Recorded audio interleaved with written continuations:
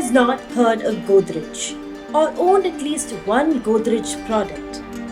Be it the quintessential cupboard or the trustworthy lock on your door, Godrej has been a part of the Indian family since pre-independence days.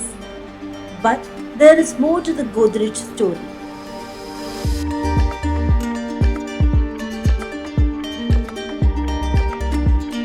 In over a century's time, Godrej has expanded from a humble lock-making company to an industry leader in consumer goods, appliances, aerospace, and more.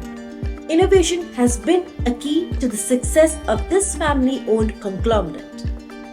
The company's core values and commitment to sustainability have helped it stay competitive and relevant in today's changing marketplace. In an exclusive interview with The Week, Nadir Godrej, Chairman and Managing Director, Godrej Industries, talk about the company's growth, various investments, and the future. Grab a copy of The Week to read more.